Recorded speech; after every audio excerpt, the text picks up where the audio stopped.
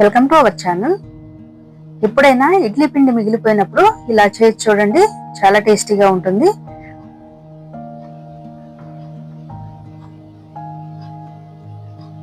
ఇది మార్నింగ్ తినొచ్చు లేదా ఈవినింగ్ అయినా తినొచ్చు. చిన్నపిల్లల నుండి పెద్దవారి వరకు ఎవరైనా చాలా ఇష్టంగా తింటారు.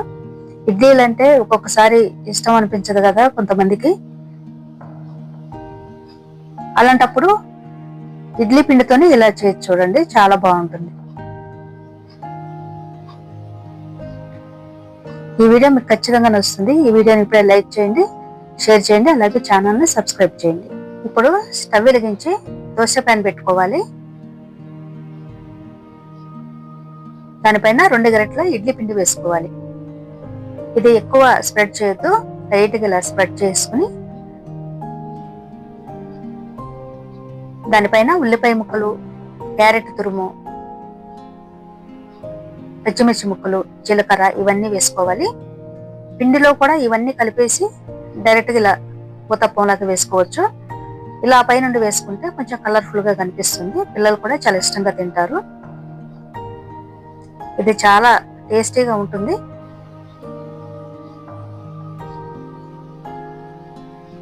ఇలా ఊతప్పంలాగా వేసుకోవాలి మందంగా. దోశల్లాగా పలచగా వేయకుండా ఇలా మందంగా వేసుకోవాలి. దానిపై నుండి ఆయిల్ వేసుకోవాలి.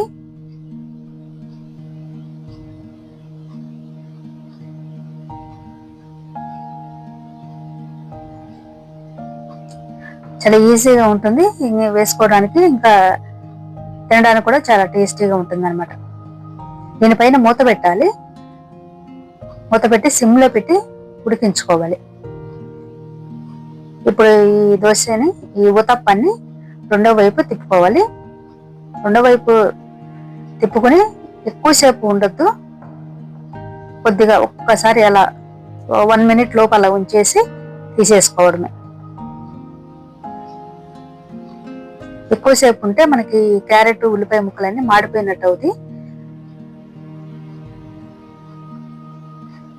అందువల్ల కొద్దిసేపు అలా ఉంచుకొని తీసేసుకోవాలి.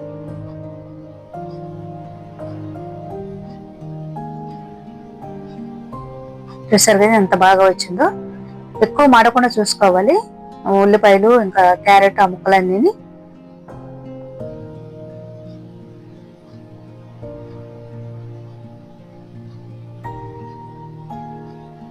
ఇది చాలా టేస్టీగా ఉంటుంది.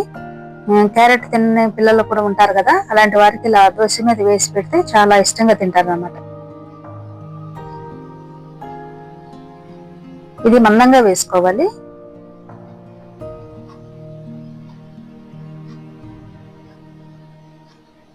ఈ విధంగా 2 గరిటెలు వేసుకుని ఉరికి ఒకసారి స్ప్రెడ్ చేసుకోవాలి. దీనిపైన ఉల్లిపాయ ముక్కలు, క్యారెట్, పచ్చిమిర్చి, జీలకర్ర ఇవన్నీ వేసుకోవడమే. సిమ్లో పెట్టి స్టవ్ని మూత పెట్టి మగ్గించుకోవాలి ఒక 5 నిమిషాలు.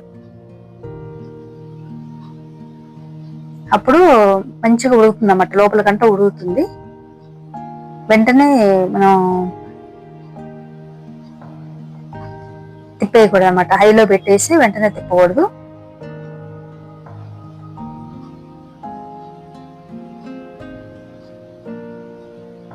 ఇలా ఆయిల్ కూడా తక్కువ వేసుకుంటూ, మనకి ఎక్కువ ఆయిల్ వేయకుండా మనం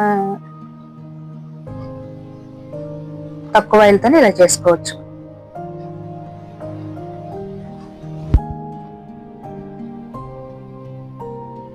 చూసారు కదా, ఇడ్లీ పిండి మిగిలిపోయినప్పుడు ఈ విధంగా చేసుకుంటే చాలా బాగుంటుంది. చాలా ఈజీగా చేసుకోవచ్చు, ఇంకా టేస్టీగా కూడా ఉంటుంది.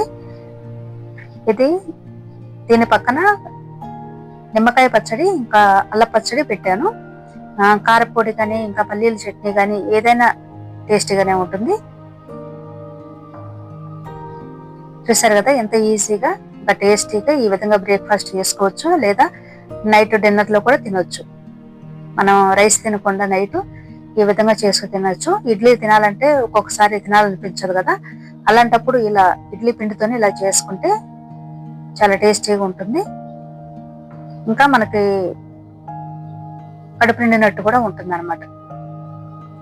మీరు కూడా తప్పకుండా ట్రై చేయండి. ఈ వీడియో మీకు నచ్చినట్టయితే ప్లీజ్ లైక్ చేయండి, షేర్ చేయండి, ఛానల్ను సబ్స్క్రైబ్ చేయండి. సబ్స్క్రైబ్ కొట్టి పక్కనే ఉన్న బెల్ సింబల్ని క్లిక్ చేయండి. ఆల్ అనే ఆప్షన్ ఎంచుకుంటే నేను వీడియో పెట్టగానే వెంటనే మీకు నోటిఫికేషన్ వస్తుంది.